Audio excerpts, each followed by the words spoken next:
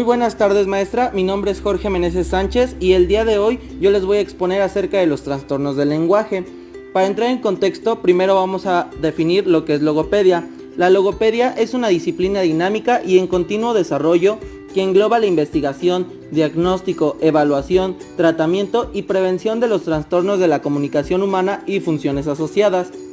El primer trastorno que vamos a encontrar es la afasia. Estos son trastornos del lenguaje producidos por lesiones cerebrales que se manifiestan con problemas en la comprensión y o producción del habla.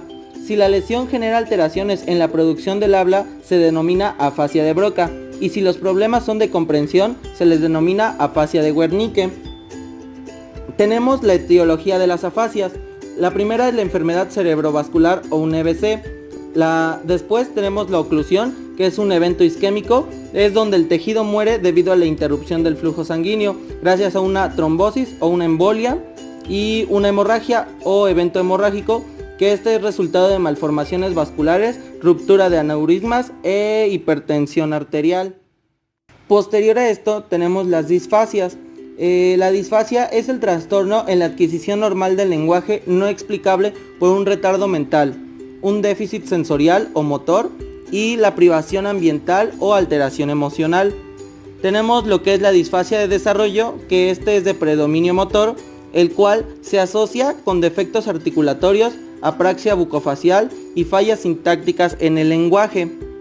Después tenemos lo que es la disfasia de desarrollo, que este es de predominio sensorial, en donde se asocia con fallas en la percepción auditiva del lenguaje, agosmia auditiva congénita. Después tenemos lo que es la disfasia infantil adquirida. Esta es la pérdida del lenguaje ya adquirido por una lesión cerebral o por una pérdida progresiva unida a un trastorno convulsivo. Entre los 3 y los 10 años, la lesión cerebral puede producir disfasia, pero la recuperación puede llegar con el tiempo a recuperar el hemisferio intacto de las funciones del lenguaje. A partir de los 10 años, las lesiones se parecen a las del lenguaje adulto. Las lesiones equivalentes no originan deterioro profundo del lenguaje en los niños, se recuperan antes que los adultos y sin embargo se ve que los niños pueden tener algún impedimento duradero en el lenguaje. Una de las características más señaladas es la hipoproductividad, que es la reducción notable del uso del lenguaje expresivo. Después tenemos lo que son los trastornos fonológicos. Esta es la incapacidad para utilizar los sonidos del habla esperables evolutivamente y propios de la edad e idioma del sujeto. En estos se relaciona lo que es la dislalia y la disartria. La disartria es la dificultad en articulación del habla debido a trastornos del tono y del movimiento de los músculos que controlan la articulación a consecuencia de lesiones del sistema nervioso central. Después tenemos lo que es la dislalia.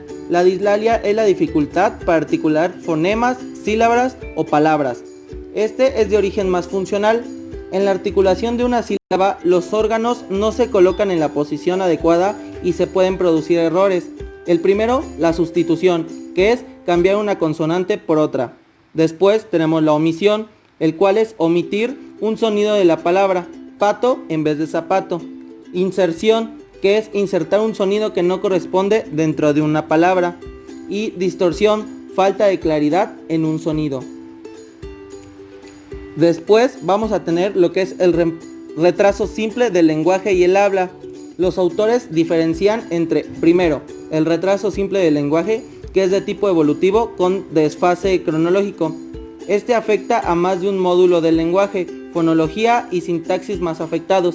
Esto hace una mejor comprensión que expresión y gramática primitiva y retraso léxico. Después tenemos que es el retraso simple del habla, que esta es la ausencia de presentación del habla en edad usual sin una causa patológica que se manifiesta. Los 3 años es la edad límite y tienen un desarrollo intelectual normal, comprenden el lenguaje y se expresan por gestos. Después tenemos lo que es la tartamudez o disfemia. La tartamudez o disfemia es un trastorno del habla, no un trastorno del lenguaje, que este se caracteriza por interrupciones de la fluidez del habla, bloqueos o espasmos. Estos se acompañan normalmente de tensión muscular en cara y cuello, miedo y estrés. Estas disfluencias o bloqueos son la expresión visible de la interacción de determinados factores orgánicos, psicológicos y sociales. Su clasificación: tenemos dos clasificaciones. La primera, según los bloqueos, que es la disfemia tónica, que es un bloqueo intenso al principio del discurso. La segunda, la disfemia clónica, que estas son pequeños bloqueos que provocan la repetición de uno o varios fonemas al comienzo o curso de la frase. La tercera, la disfemia mixta, que esta es un poco de los dos. Después tenemos la clasificación según su duración. La primera es la disfemia evolutiva, que es un inicio entre los 3 y 5 años con remisión a los pocos meses. La segunda, la disfemia benigna, que esta comienza sobre los 7 años y dura 2 o 3 años. Y la disfemia permanente, que empieza entre los 3 y 8 años y se cronifica. Y bueno, esto ha sido todo por mi exposición. Espero haya sido de su agrado, maestra, y gracias por su atención prestada.